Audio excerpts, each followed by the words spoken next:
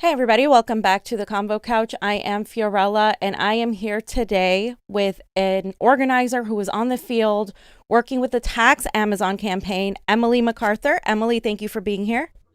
Thanks for having me.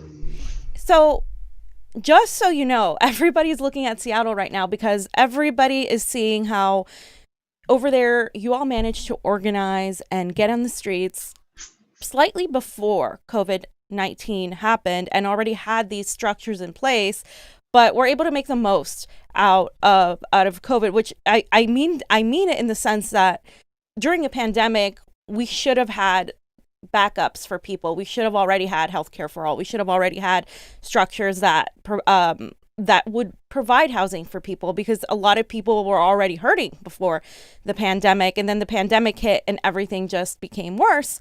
So,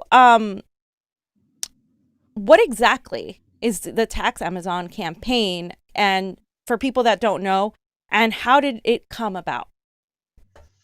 Sure. So yeah, the victory that you're referring to that we just won feels pretty crazy to say. Just this past Monday was $240 million a year to fund permanently affordable housing and green jobs. And that has a sunset clause to end in 20 years. So ends up being a little bit over $4 billion. So yeah, a pretty substantial victory for really, really necessary things. But the Tax Amazon campaign, was this grassroots approach that we used and, like as you said, built real structures to fight for and win this victory. Um, it had been a conversation that's really, I think, going on in every city across the country of, there are really clear needs. There's deep inequity in our cities. The cost of housing has just skyrocketed. And we've seen that all of these continuous promises that the free market will solve it. If we just let them, if we slash regulations and let developers build, have come to nothing. Housing costs have skyrocketed here in Seattle, and I know that's the case across the country. And so we really called together under a banner that, we declared Tax Amazon, and we called to fund housing and green jobs. And through sort of making this call, we called an organizing meeting in January that 500 people showed up to. We showed sort of in that first meeting the strength and power that this demand had of really clearly naming who our opponent was, the biggest business in Seattle that makes mega profits off of paying poverty wages. So really clearly answering this question of where will the money come from those who have it. And from there, from that sort of initial kickoff where we hit the ground running, we organized a series of what we called action conferences. And I think this is really one of the key lessons that we should seek to explain and replicate across the country. Is these action conferences were a space where we were able to come together as a movement. We would pick a day and a time. Folks would poster and leaflet to try to maximize turnout to them. And then we would come together and discuss and debate sort of what is the framework for our struggle and what tactics are we going to use in the next stage. And then we would amend and discuss further that proposal, and then we would vote on it, which I think was really, really empowering. Actually, every time at the action conferences at the end when we'd have this space for voting, it was gives you goosebumps to see hundreds of people democratically taking a decision about what the next steps are. And I think, as mass movements, both in workplaces, but also this Black Lives Matter struggle that's broken out recently. As these continue to grow, these kind of structures where how do we determine what we're fighting for and how we're fighting for it are going to be really, really important. And yeah, our grassroots action conferences agreed on a strategy where, we had a socialist city council member who had committed to bring this legislation into City Hall. But we've seen, that there are a lot of times when Shama Sawant, as a socialist city council member, is a lone vote on whether Yeah. it's rejecting a regressive police contract that rolls back reforms, or whether it's voting against cuts to programs. She kind of stands alone, and it's one thing to be right, but it's not enough to just be right. You need to win. And so our movement knew that we needed to build real grassroots pressure. Right. And the way that we did that was by filing a grassroots ballot initiative, which was a real credible threat that we could take to the ballot in November to win this funding.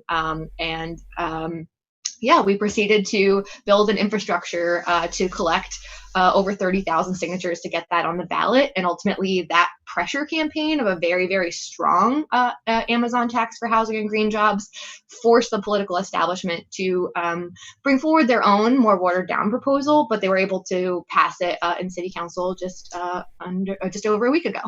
Yeah, and it's amazing that this passed, because we're talking about like people receiving $500 a month for 4 months, like jobs and green areas. Are there any other bullet points that you'd like to point out? Yeah, I think drawing out the direct cash payments is actually a good thing to highlight. This wasn't initially in January part of our proposal, but obviously as the pandemic set in and a lot of people have been forced to stay at home, have been laid off, have seen their workplaces closed down, or just them not making the kind of revenue that they were making, and it's just become really, really clear that I think it was 1 in 5 people we're not able to pay July rent here in Seattle. Yeah. Or had questions about whether or not they were going to be able to afford groceries. We've seen exploding lines for food pantries. So these direct cash payments were not initially part of our conversation, but it was clear as the movement developed that was a really key thing.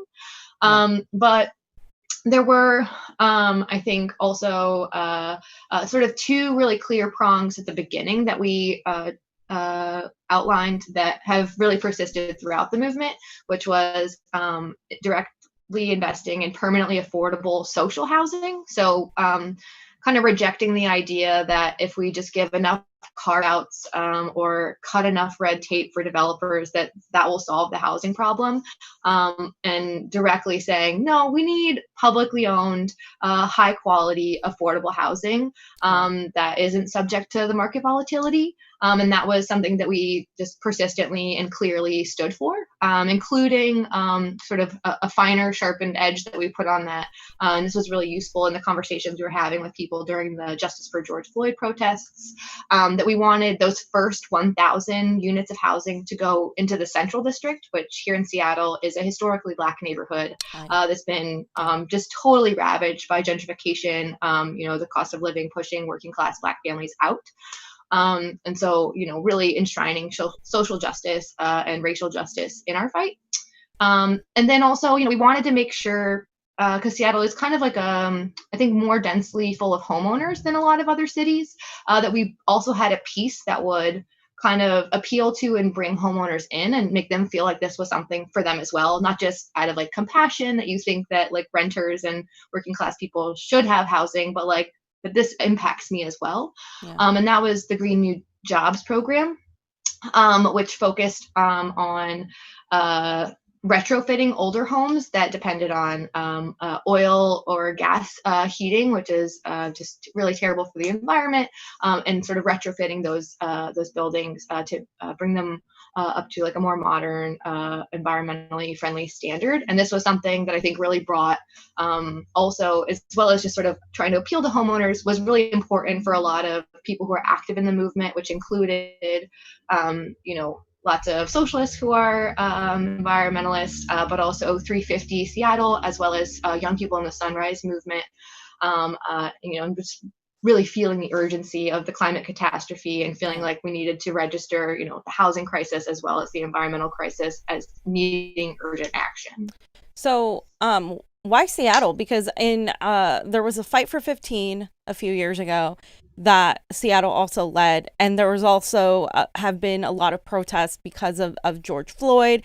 There has been there was a push with Shama against the police and the Chaz shop. Why is it Seattle that is kind of leading the forefront to a lot of social and economic change? Yeah, I think that's a really important question, especially, I'm a member of Socialist Alternative myself, and this is a question where we often are trying to, just like activists all across the country are trying to learn the lessons of what's being won in other areas. We're all often trying to say, like, what is it that's happening in Seattle that we can replicate in Chicago, in Boston, in New York City, in Gainesville, Florida, and so I think this is a really important question, and I do think that it has been having a political representative like Shama Sawant, who runs independent of the two corporate parties, as a member of Socialist Alternative, who runs without taking a dime in corporate cash, but then also really importantly uses her initial election campaign and her reelection campaigns to run not just on like, vote for me, I'm a really nice person and I care about you and I'll fix things for you. I mean, she is a nice person, but that's not the key element of what people see or how that drives forward movements. It's that she puts forward really clear, accessible demands of like, my campaign, if you vote for me, but more importantly, if you join and engage with it, we'll win these things. Yeah. So on her first election campaign, that the slogan on the yard signs on every poster was $15 an hour minimum wage. And as a recent Jacobin article reports, for the victory speech that Shama gave for her re-election last year in 2019, she gave it in front of a Tax Amazon banner. So just really clearly calling out what are the key issues that are sort of facing us right now. And that's not to say that, again, it's not Shama alone, but it does really, I think, help set apart having a fighting strategy that focuses on the need to build a movement infrastructure rather than what we get from the Democrats again and again is kind of vague promises of saying the right thing, saying Black Lives Matter, saying, I support stopping the climate catastrophe. And when it actually comes down to the action and the power that they have, that they're unwilling to lead, and they're unwilling often to even vote or act in support of working class communities.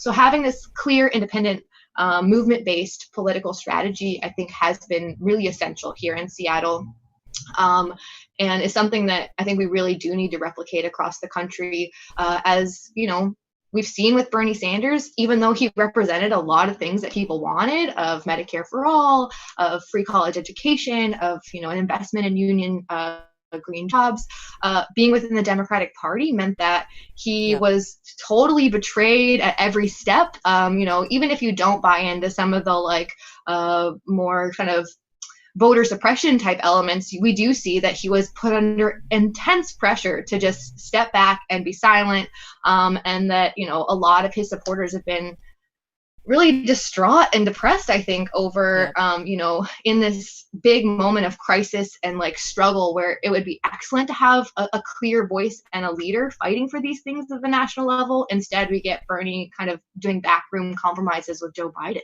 Yeah. It's really, really hard to watch, let me tell you. And there was a lot of voter suppression here, to say the least.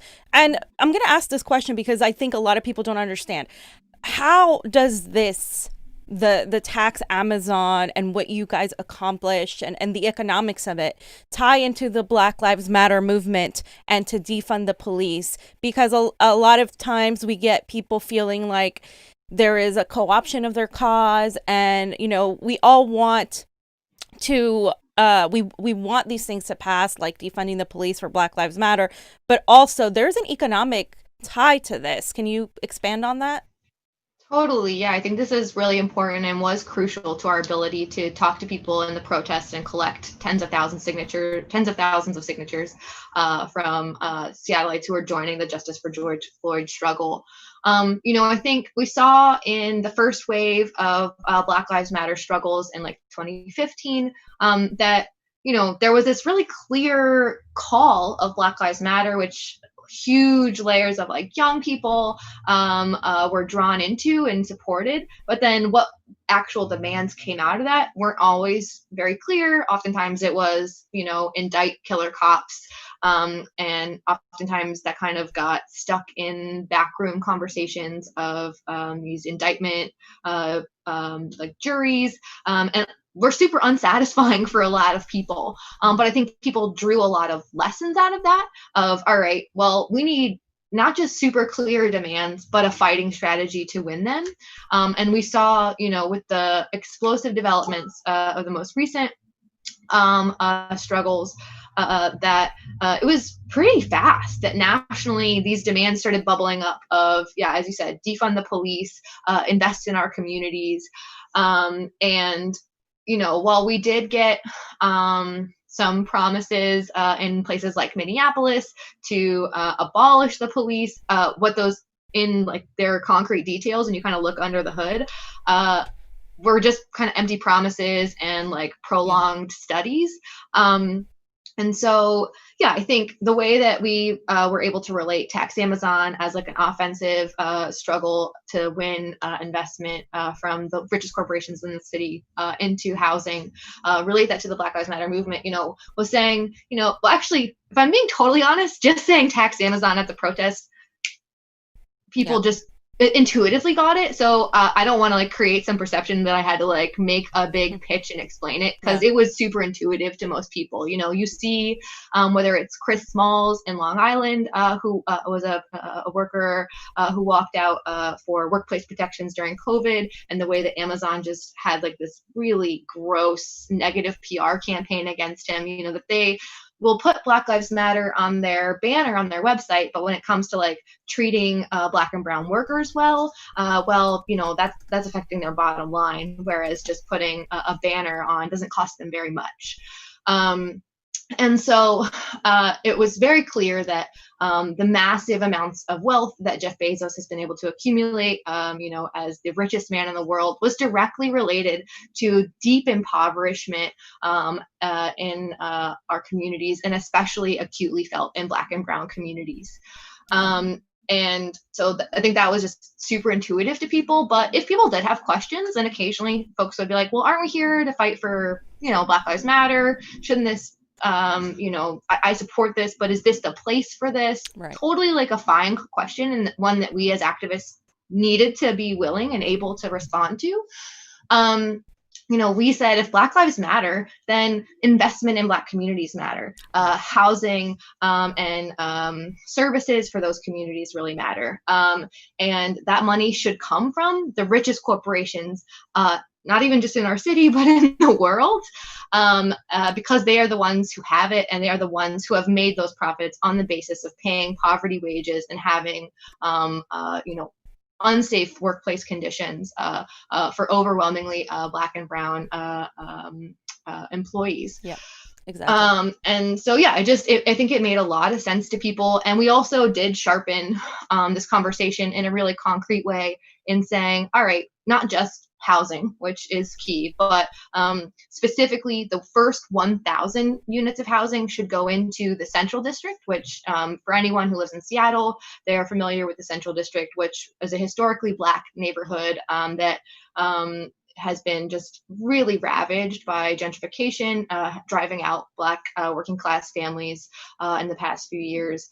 And so saying, we want affordable units to be put into that community so that Black families can return to that community, I think helped give an even sharper expression to this question. Exactly. And a lot of people have failed to see how impactful organizing is on a local level. Even with the Bernie movement, people have been focused on the presidential races. Like, okay, who's going to be the next president? Who's going to save us? Who's, just going to come in there and just magically wave their wand and fix everything? And they neglected to see that change comes from the bottom up. And this is an example of that. I mean, how do we get people to pay attention to city council and these local positions, school board, whatever it is, instead of just paying attention every 4 years for a presidential race? Because I think that is key in what we're seeing here. Yeah. And I think, we did a lot of the organizers who are part of Tax Amazon, including Socialist Alternative and Democratic Socialists of America members, did do door knocking for Bernie, but never on just the like, he's our guy, you should vote for him and that's all you need to do, but like, you need to join this movement. Will you sign up with us and actually fight for, whether it's Medicare for all or free college education or green jobs? Because we have a very clear sense, like as I was saying about Shama, it's not enough to just get one person into office and then hope that because we have a nice person or a person who's on our side in a position of power, that they can overcome being one voice of many. And so building that street pressure is something we've always had to connect at every step. And that's why, if you read the material that we put out immediately after this Tax Amazon victory, we've pointed to our movement one, so that it's not just like Bernie brought us the Bernie bucks or Shama brought us the Amazon tax. It's our movement by, organizing and talking to tens of thousands of people. The 30,000 signatures we got, that doesn't even really fully capture the many conversations that happened. I myself had the experience of being at protests and asking folks to sign, and lots of people, and I'm sure this is true elsewhere as well, have been already pushed out of the city, but that doesn't mean they're not drawn into the protests that are happening here in the urban core. And so they would say, oh, I live in Kent, I live in Des Moines, so I'm not a Seattle voter, so I can't sign that, but I support you so much. You still have a really energetic conversation about how, well, we need to win it here so that you can win it in your area. We need to spread this. So for the 30,000 signatures that we got, really represents, I would say, maybe 100,000 conversations. And those conversations, I think, are something we really need to be proud of and shout from the rooftops that, it's not always super clear. You go to the protest, you brought your sign that's got maybe your slogan on it. You maybe listen to some really inspiring speeches, but that we can't just go and attend, right? We need to go and organize. You need to be relentless and creative, actually. I mean, as someone who is, I went to the first round of Black Lives Matter protests, but this time around I had to make sure I was wearing my mask, make sure I had a bottle of hand sanitizer in my pocket to go along with my clipboard as I was talking to people about what was next. And it does take a lot of organizing, and it takes, honestly, resources. So like being willing to ask those people that are out protesting, hey, can you put in $20 to take ownership of this movement and make sure that it can continue to happen, so that they're seeing that it's not just this like one individual at a national level, but each and every one of us in the local level, combining our power and bringing it to the point of attack is how we're actually going to win things. And I think that that's been a really, really important lesson here in Seattle. So how do we replicate that in other cities? How can we create a similar effect, a similar achievement in other cities? Because here in LA, we have very, very similar issues, yet we don't have any friends in the city council because everybody focuses on the bigger races. How do we kind of try to at least replicate this? Yeah, I mean, I think part of like what we are trying to say in Seattle is like, we want it here, not because special or unique, but because of the infrastructure and the approach we took, and it's totally replicable because we've seen, from LA to New York, there's no shortage of selfless, energetic people willing to come out and struggle. But what is lacking is like real infrastructure, and like a willingness to get behind, I think, a really, really clear demand and fighting strategy. I think something we've seen a lot here in the Black Lives Matter struggle, but also just in general, is like a danger that we have to be really aware of, is, once our movements start really gaining steam and getting power and strength, their first is come into this back room, we'll talk it out, and we'll bring forward a solution. And that is a really, really treacherous place for our movements to get lost. Not because we shouldn't sit down with political leaders and tell them what our demands are. We shouldn't be afraid to do that. But we shouldn't have any illusions that a secret backroom meeting with those establishment politicians is where our power lies, right? We need to be I think organizing, consistent marches and rallies, and not just the kind of like marches and rallies us, which I think is something that's a real danger.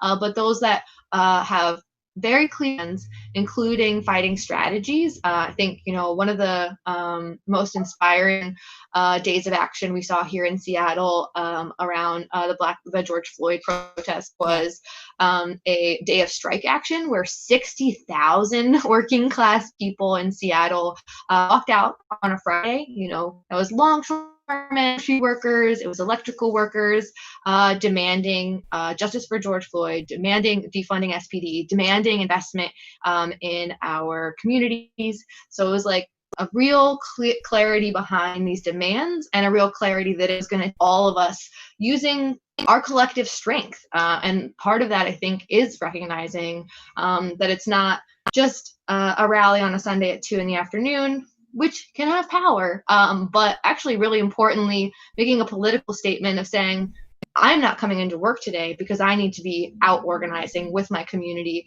I'm actually, taking away the right of whether my boss is Amazon or my boss is a giant general contractor to make profit off of my labor. Instead, I'm going to use that time and energy to build a movement in my city to win next step forward. Exactly. And just going off of that to wrap it up, given that we're seeing pro-immigrant rights movement, Black Lives Matter, defunding the police, rent strikes, and the tax Amazon, do you think our general strike is possible? Because we're seeing a lot of these things intersect.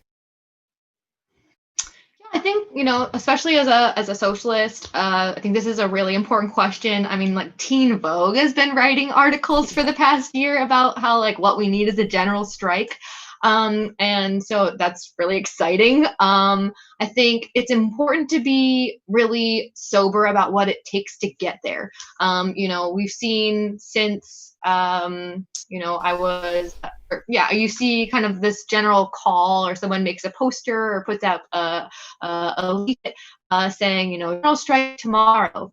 That's not how we get there. I think the way that we get there is finding, the people who go to these protests, they're not just like professional activists paid by George Soros, as much as like Fox News would want us to believe that. They are bus drivers, they are letter carriers, they are iron workers, grocery workers. And, for them to really think, all right, the next thing that I need to do to make this movement stronger is to go when I'm at work and talk to my coworkers about how can we use our collective strength to build this movement. And to do that in like a very clear and sharp way, so that it's not, the grocery worker striking on this one day for one demand, and then the bus driver striking on a different day for another demand. I mean, that's going to happen. They're going to have different demands and different sort of rhythms of struggle. But creating those spaces, as I was pointing to earlier, of like these, whether you call them a general assembly or whether you call them the action conference, a space where you say, all right, this is where we're going to all kind of come together and discuss out what is the strategy and tactics that are available to us, what can we agree on, and what are going to be the concrete next steps for each of us before we all come back together to achieve it. So whether that's passing a resolution in your union, or organizing your coworkers if you're ununionized. We did see a struggle here in Seattle of Trader Joe workers who organized and walked out on that demonstration that I mentioned earlier. Those were not unionized workers. I think it's really important, of course, for us to recognize that organized workplaces do have a certain strength, but most of us don't have a union, and that doesn't liberate us from the duty of talking to our coworkers about the strength that we have and the potential for strike action. We saw the West Virginia teachers strike. That was a wildcat strike action. That wasn't like something that was authorized or even legal, but because it was organized, because it was meticulous and thoughtful, it couldn't be retaliated to these layers of strength and power to demonstrate that it's possible, and overcoming people's very genuine fears of, will I get fired? Will I get retaliated against if I participate in this? And making sure that it happens on a large enough scale so that we are all collectively protected by taking this collective action. Exactly. So, Emily, where can we find you? Where can we help out? What things do you want people to know that are happening next? Sure. So, the I mean, honestly, I think there's been a lot of coverage. This is sort of where we are currently in Seattle of the tax Amazon struggle. And we've seen that the corporate media is really, really interested in telling the story as, well, a couple of really, really smart Democrats sat down with some business leaders and collectively crafted a very smart bill. And that's how we got where we are. And we know that that's not true. The way that we got there was through hundreds and thousands of selfless activists dumping hours of their time into a militant fighting strategy, a class struggle strategy. So, I mean, first of all, help us tell that story. Share the articles, from Jacobin, from the Convo Couch, where that story gets told, because we need to make sure that this story of class struggle is remembered and not sort of glossed over by a totally wrong story. So step one is help us share the media that actually tells the story of the activists that fought for this. Step two is starting to organize it in your city. One of the biggest questions that we got when we were organizing was, well, what happens if Amazon leaves? If we put these taxes on them and then they just move out. And the best guard for us to save this victory is to make sure that they don't have anywhere to go, that every city is well organized, and every city is demanding that big business pay their fair share. So getting organized in your city is the number one thing that you can help us do to save to protect this victory, and prove how popular these ideas are. And yeah, I mean, I think just getting organized, I would say there's a real live discussion happening right now that it's not enough to vote every 4 years, as you were saying. It's not enough to go when it happens, but to be consistently and actively organized and educating yourself. As I mentioned, I'm a member of Socialist Alternative. We're a national organization. Not everyone's going to decide that they're a Marxist, and that's fine. But I think that whether it's through the Sunrise Movement or Democratic Socialists of America or Socialist Alternative, people do have a duty right now that we're seeing that the ruling class, they're super organized. They're having their Cato Institute backroom meetings where they're thinking about how do we gut public spending, how do we shove charter schools down people's throats. So we have to be militantly organized. And so just really feel that people, find their place. And I think that saw this a little bit with our revolution and those kinds of things exploding. But I think it's not enough to just organize towards the electoral lane. We shouldn't shy away from it. But I would say it's got to be independent outside of the Democratic Party. It's got to be on clear political lines. It's got to be on a class struggle basis. Throw yourself into your union, but make sure that you're, on maybe not a daily basis, but on a weekly basis, that you're doing something like educate yourself to grow and build the movement, engaging with your coworkers, and making sure that this organized layer of class struggle activists is growing on a daily basis, because the fate of humanity literally depends on it, whether it's the climate catastrophe, the housing catastrophe, or the global pandemic has totally been worse by the real rot and rottenness of the capitalist system. Well, Emily, thank you so much for being here. We learned a lot, and we really appreciate the work you're doing. Please continue to do it, and we will try our best over here. Thank you so much. This was really fun. Be safe. Thanks. You too. All right, guys. Thanks so much for watching. Convo out.